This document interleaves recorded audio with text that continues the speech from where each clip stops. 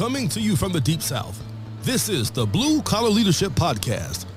High-impact leadership is not reserved for leaders, and it has nothing to do with your position, title, or rank. However, it does have everything to do with your character.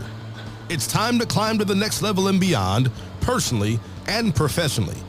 Now, let's start making it happen with your host, Mac Story. Hello, and thanks for stopping by the Blue Collar Leadership Podcast today. So today's episode 300. This is my 5th year of doing these podcasts. And I know some of you reach out to me and tell me you've listened to every episode. There's even some of you that tell me you've done it more than once. Meaning you went through all of my podcasts and then you went back and started over. What's awesome about those of you who share that with me, every single one of you that say that tell me how much more you get out of the podcast the second time around. I don't just mean listen to the same podcast twice in a row in the same day. I'm talking about you listen to today. Now, if you're listening now, there's 300 episodes. So if you listen to 300 episodes, it's going to take you a while. By the time you get done listening to 300 episodes, if you go back and you start at number 1 and go back through them again, if you've been actually growing, which you had to be growing to listen to 300 episodes, if you weren't growing, you'd stop listening. You wouldn't have an interest any longer. But if you're one of those people who went through all the episodes and you go back, the episodes are going to be different. Not because they're different, but because you're different. So today, to celebrate episode 300, and again, this is my 5th year doing these podcasts, I was trying to think, what can I do special about this episode? So what I decided to do, and I don't know how special it'll be, but it's just what I decided to do. So I hope you guys will get some value out of it. Actually, I know you will. What I decided to do is I got one bookshelf. One of the shelves on my bookshelf has the books, most of the books. They won't all actually fit on there, but it has most of the books from the 3 authors who've probably influenced me the most. And those 3 authors are Stephen R. Covey, John Maxwell, and Napoleon Hill. That one bookshelf that's got these 3 authors on it, it's got over 28 books. Now, I ain't talking about the whole bookshelf. You know, the bookshelf I'm talking about, it ain't that big. It's got three shelves on it. The bottom shelf on that specific bookshelf has books from Stephen Covey, John Maxwell, Napoleon Hill. So what I decided to do for this 300 episode, I decided to pull 3 of those books, and I was somewhat limited because all of them don't have 300 pages, but I decided to pull 3 of my favorite books off of that shelf and look at page 300 and share with you what's on that page, and also reflect how have I been doing on applying that? Because I always tell you guys, I don't just read books. I learn from books and I apply what's in the books. So, I haven't done this till I'm actually recording this in the morning on a Sunday morning. I got up with this idea. I went and grabbed 3 books that I really liked that had 300 pages in it. Looked at page 300, checked them out. I said, this is pretty interesting because I'm actually living and applying and teaching the stuff from these pages. And I didn't do it on purpose. It's just the way it is. I probably could do that on any of these books, on any of the pages. And most likely going to find out that I'm living and teaching what's in these books, because that's been a mission of mine. Not just these books. Any books I find value in, though, I get serious about it, applying it. So again, I know a lot of you listen to my podcast. I highly encourage you, if you listen to my podcast, especially if you've listened to all of them, I hope you're listening to my audio books, because my podcast they're just me talking, unscripted, whatever I want to talk about. Sometimes I'm talking about the books, but I'm not reading you the books. But when I write the books, I put a lot of time into putting a lot of nuggets that flow from one chapter to the next chapter, even within the chapter, They're full of nuggets that you may never hear on this podcast. I may not think about it when I'm talking about it, but when I'm writing a book, I slow down. It's like slow motion. I get to think about it. To write a chapter that you can read in 6 or 7 minutes, one of my 3-page chapters, if you read one of those books, you can read it in 6 or 7 minutes. If you're a fast reader, probably 5 minutes or less. But it may take me an hour or two to actually put that chapter together. So if you're not listening to my audiobooks, you're getting a lot from the podcast, but you're missing a lot because those books, powerful. But me personally, I like to read a real book. But I listen to them on audio too, but I get the real book because I want to go back and I want to mark them up and fold the pages. Just like every one of these books I'm about to share with you. Page 300 was already marked up. Not everything that I'm going to share with you was marked. I'll let you know what I marked when I read it. And these books, I initially read them around 7 Habits. I'll go ahead and tell you the 3 books I'm going to share with you. First book by Stephen R. Covey, I'm going to share with you, The 7 Habits of Highly Effective People. I'm going to flip it to page 300. But that was the first book that I ever discovered. And again, it was a 1-hour audio highlight of the book. That happened in 2008. Then the second book I'm going to share with you, page 300, is from Stephen R. Covey's book, The 8th Habit. That at the time I wasn't writing in the cover when I actually read a book, so this one doesn't have the date. I do that now. I open the cover and write down whenever I start a book, or excuse me, when I finish a book, I write down the date. But that book doesn't have that in there because it's one of the earliest books I read.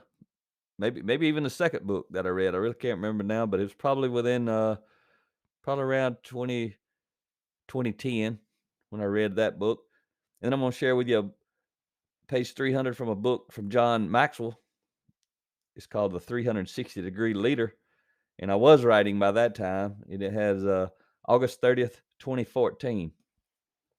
So these books, sharing these books with you, it's been a long time since I first read them, but I've been applying that stuff. If you listen to all my podcasts, you're going to know it because you're going to hear some of the same stuff you've heard before. But again, I haven't done this before, so it's going to be a little different kind of podcast. So what I'm going to do right now, I'm going to open up 7 Habits of Highly Effective People by Stephen M. R. Covey. And actually, the subtitle of that book is Powerful Lessons in Personal Change. So I'm going to open it up to page 300. And as I do this, like this particular book, when I open it to page 300, I'm in the middle of a chapter, so I'm going to just back up to page 299. But basically, it's page 300. It's got just a little on 299. So I'm going to back up and catch up so I can tell you, what's on this page. And as I open all 3 of these books, page 300 is on the left, 301 is on the right. So I may tell you a little bit of what's on 301. But the basic principle is open this book to page 300, share some stuff with you for this 300th episode. So as I'm looking at this, the paragraph is about scripting others. Scripting. It says here, Dr. Covey, I'm going to read you quite a bit from these pages, and I'm going to share my thoughts. But Dr. Covey says, most people are a function of their social mirror, scripted by the opinions, the perceptions, the paradigms of the people around them. As interdependent people, you and I come from a paradigm which includes the realization that we are a part of that social mirror. And just to tell you, paradigm is just your frame of reference, how you see the world. Dr. Covey continues, he says, we can choose to reflect back to others a clear, undistorted vision of themselves. We can affirm their proactive nature and treat them, and I'm starting page 300 at this moment, as responsible people. So now you see why I need to back up just a little to catch up. So now we're on page 300 of the 7 Habits of Highly Effective People. He continues, he says, we can help script them as principle-centered, value-based, independent, worthwhile individuals. And I underlined this sentence right here, highlighted it. This is Dr. Covey's words. and with an abundance mentality. We realize that giving a positive reflection to others in no way diminishes us. So I want to go back. I'm going to read the first sentence he says, and then the second sentence he said, but the second one is the one I underlined at the time that I read this. He says, we can help script them, meaning other people, as principle centered, value based, independent, worthwhile individuals. And then the second part of that I highlighted at the time I read it, and with an abundance mentality, we realize that giving a positive reflection to others in no way diminishes us. And I'm going to continue with his paragraph. He says, it increases us because it increases the opportunities for effective interaction with other proactive people. So it's pretty powerful because this is the first book I pulled off the shelf. I open it to page 300. First thing I see, basically, that's the first two complete sentences. Those two sentences is exactly what I do on these podcasts. It's exactly what I do when I meet people. It's exactly what I try to do through my books when people are reading my books. Because I want to help script other people to be principle centered. That's what I've become. That's what I know will help launch you to the next level and beyond. I want to help you become value based. You guys hear me talk about values all the time. You hear me talk about principles all the time.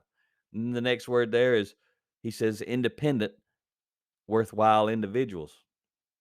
I want you to become independent because you can't choose to be interdependent, meaning you work well and effectively with and through others until you're independent.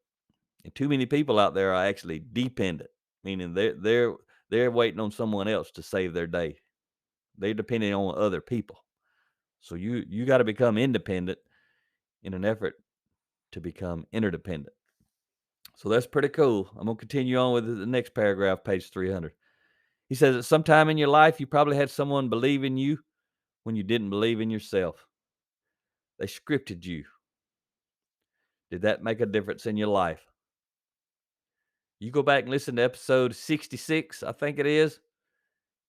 You'll hear me share some story about that exact thing right there. It's where in 1995, an engineer come out in the middle of the night about 2 o'clock in the morning. I didn't know him. He didn't know me. He was there to do a time study, a work study on my machine because I was highly efficient on that machine. The plant manager sent him out to learn from me there, to study me. And he believed in me, and he expressed that belief. And the craziest thing is I never thought I'd go back to school after I graduated high school. And after that conversation, I ended up signing up for the next semester or quarter, whatever it was called back then, in a technical college, a community college, and started working on my formal education. The next paragraph, he says, what if you were a positive scripter and affirmer of other people? When they're being directed by the social mirror to take the lower path, remember the social mirror is all the people around you, what they're reflecting back at you. It may not be accurate, but a lot of people live out of that mirror. He says, though, when they're being directed by the social mirror to take the lower path, you inspire them toward a higher path because you believe in them. You listen to them and empathize with them. You don't absolve them of responsibility. You encourage them to be proactive, which means help them take responsibility.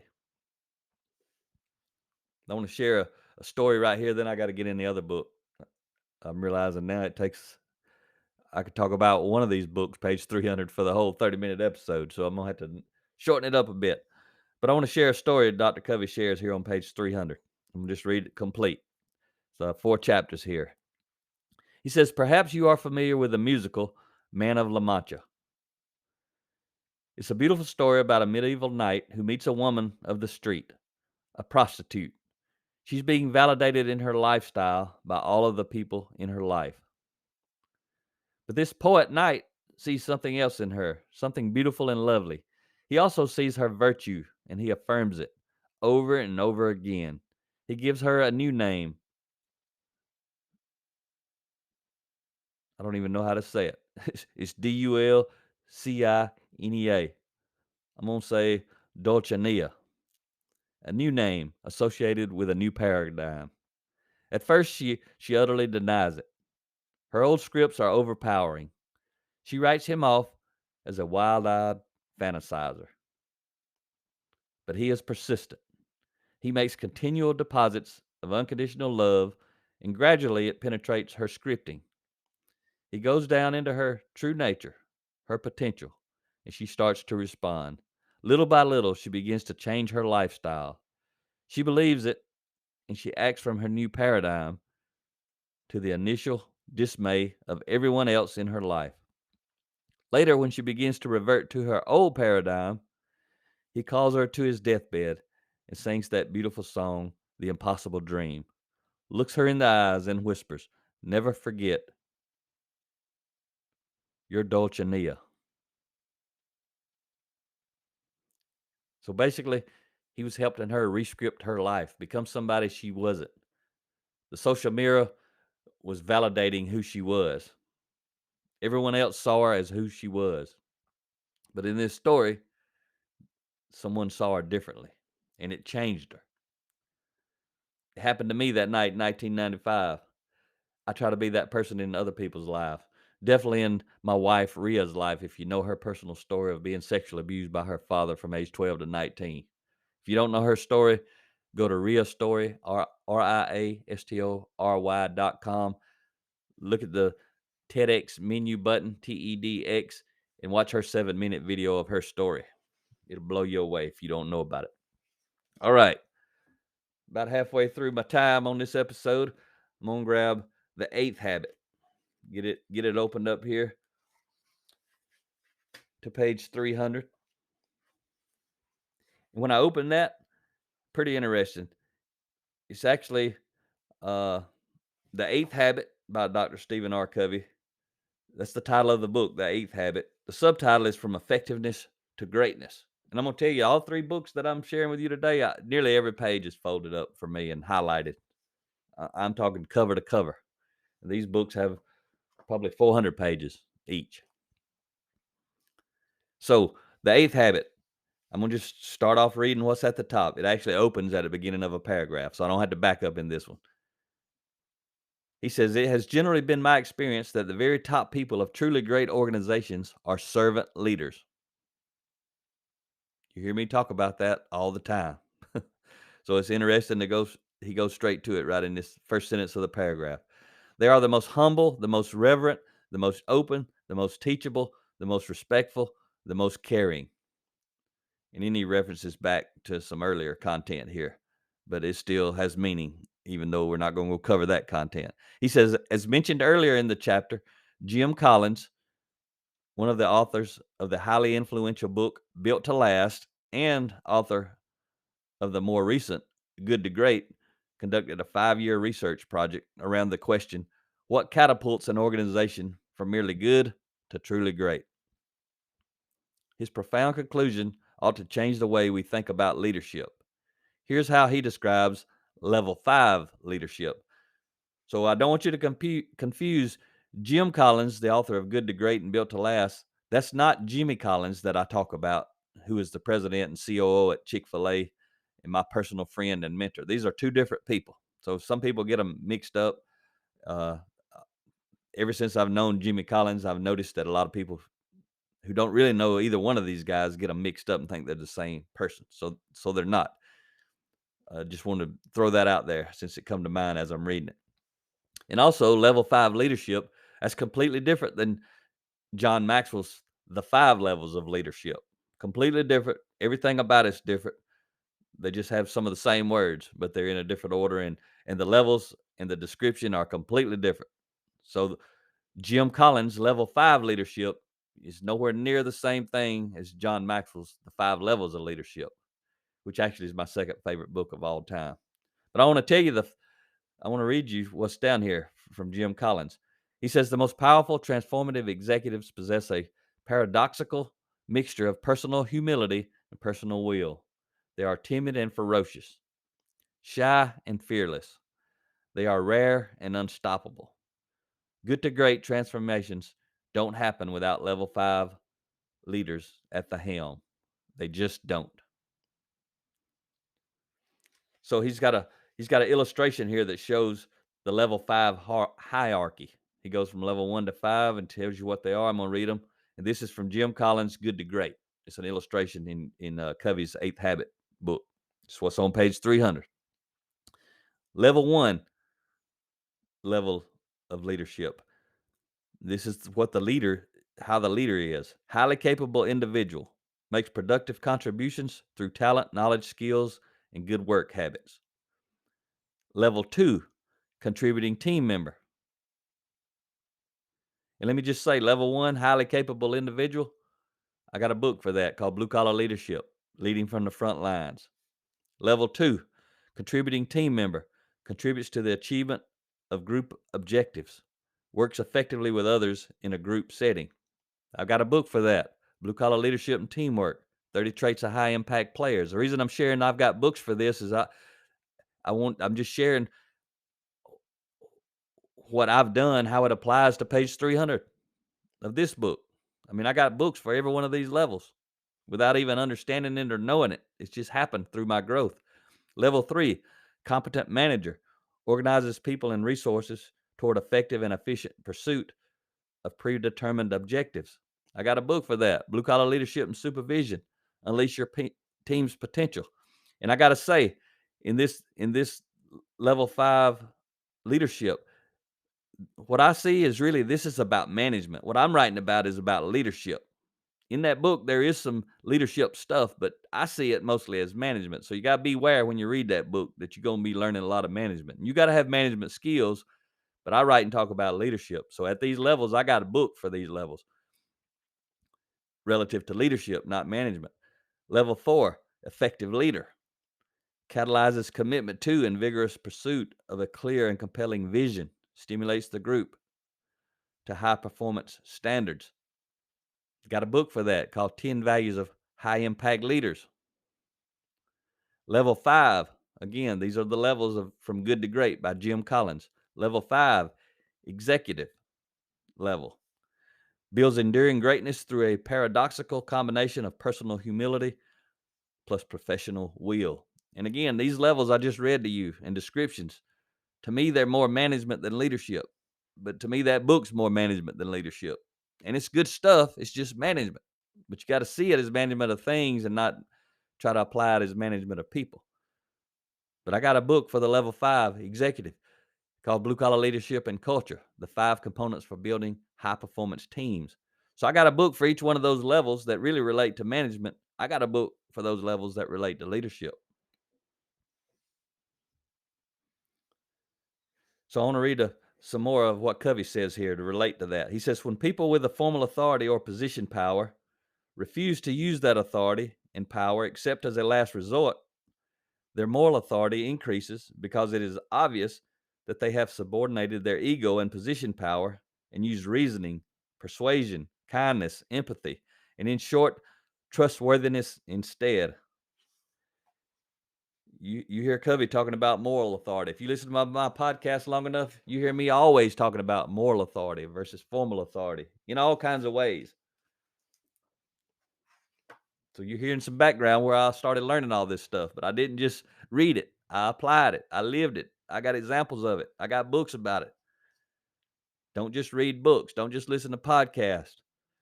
So let's jump into the 360 leader from John Maxwell.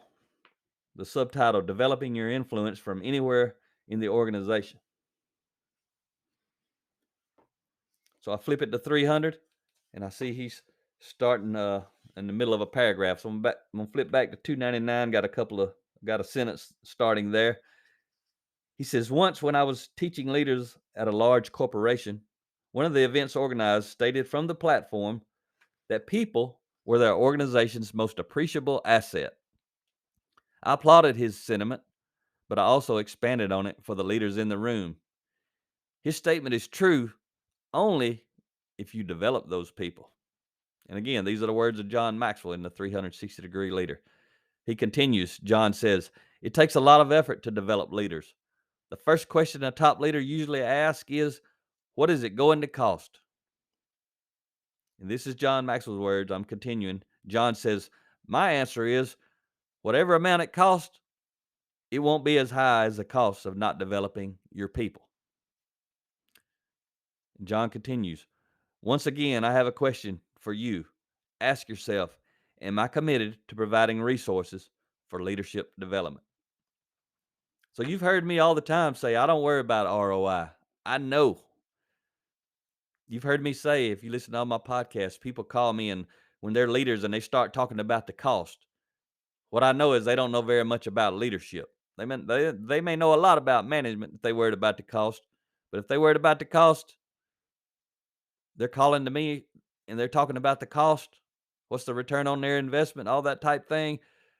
I'm talking to a manager of people, not a leader of people. I already know most likely they're not going to be my client. My clients value developing people. All they got to know is, do they have enough money to order and pay for some books to get me up there to speak when they're talking to me? They don't have to know about the ROI. They want to develop people. John Maxwell says, middle of the page here, he says, place a high value on leadership. He says, people who run a one-person business may not have to worry about leadership. I say they do, because they got to lead themselves well. But he continues, but for people who lead organizations, leadership is always an issue. Anytime you have two or more people working together, leadership comes into play. In some organizations, all the emphasis is placed on effort, and leadership isn't even on people's radar. What a mistake.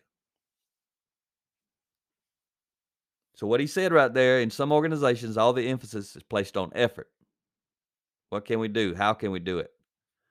How can we improve doing it? And leadership isn't even on people's radar. And it's what I tell you all the time. Most organizations have never done leadership. And I forgot to share with you in the 8th habit here in the 360-degree leader. I've been forgetting to share with you what I highlighted like I did the first time. But one of the things I highlighted from this page was, let me back up here, was people were their organization's most appreciable asset. And I underlined this. That statement is true only if you develop these people.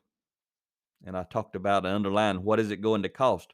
Whatever amount it costs, it won't be as high as the cost of not developing your people. So it's pretty powerful. I just want to share something from page 301 here. We're going to wrap up this 300th episode. I'm looking across the page, and he says, look for potential leaders. These are the words of John Maxwell. He says, if leadership is on your radar and you value it, you will continually be on the lookout for potential leaders. Several years ago, I did a lesson. Again, this is John Maxwell's words. Sounds maybe like me talking, but I'm reading it from the book. Several years ago, I did a lesson for one of my leadership development clubs that taught leaders what to look for in potential leaders. It was called Searching for Eagles. And for many years, it was one of our most requested lessons. These are the top 10 characteristics of eagles. This is John speaking still. These are his top 10 characteristics of eagles, meaning people who have high potential. They make things happen. They see opportunities. They influence the opinions and actions of others. They add value to you. They draw winners to them. They equip other eagles to lead. They provide ideas that help the organization. They possess an uncommonly great attitude. They live up to their commitments. They show fierce loyalty to the organization and the leader. As you begin to search for potential leaders, look for people who possess these qualities. Meanwhile, ask yourself, am I continually looking for potential leaders? So I'm switching back to my thoughts now because we're about to wrap up. But what I just read to you is exactly what I do. I haven't opened this book in many, many years. If you listen to my podcast, you hear me doing this. I'm trying to grow and develop eagles. I'm trying to attract eagles. There's certain people I speak to, I coach and mentor because I see them as eagles. Going back to the 8th habit, I may be helping them re-script themselves. They may not see themselves as eagles, but I do because I know what I'm looking for. So you can see the 3 lessons from these 3 books from page 300. They all tie together. They all tie to who I am, what I've become, what I'm striving to be, what I'm trying to help you be. So I hope you found value in this episode 300. It was pretty fun. What I realized is I could do a 30-minute episode on about every page of every book I've ever read. I won't live that long, folks. Talk to you next time.